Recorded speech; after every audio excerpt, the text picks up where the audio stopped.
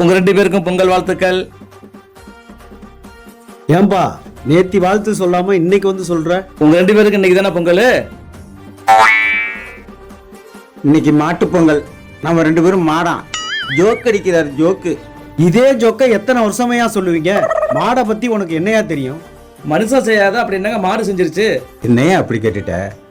மாடு பால் கொடுக்குது. அந்த பாலில் இருந்து தயிர் கிடைக்குது, மோர் கிடைக்குது, வெண்ணெய் கிடைக்குது, நெய் கிடைக்குது. அது மட்டுமா, நம்ம உயிர் வாழ்றதுக்கு உணவு அவசியம். அந்த உணவு உற்பத்தி பண்றானே விவசாயி.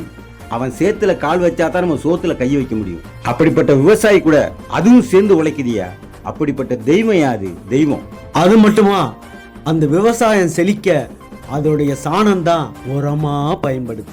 அந்த சாணத்திலிருந்து எரிபொருள் எடுக்கிறாங்க, நமக்கு கேஸ் கிடைக்குது.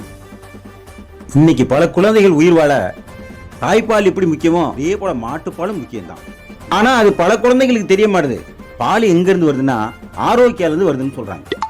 ஒண்ணு தெரிஞ்சுக்க, நாம இறந்து போயிட்டோம்னா ஒண்ணு புதைச்சிருவாங்க, இல்ல எரிச்சிருவாங்க.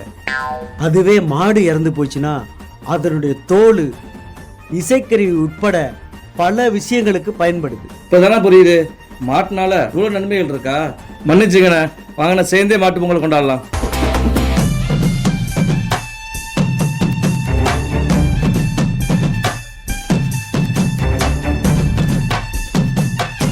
உணவளிக்கும் உழவர்களுக்கும் கால்நடைகளுக்கும் நன்றி சொல்வோம். விவசாயத்தை காப்போம். பொங்கலோ பொங்கல், பொங்கலோ பொங்கல், பொங்கலோ பொங்கல்.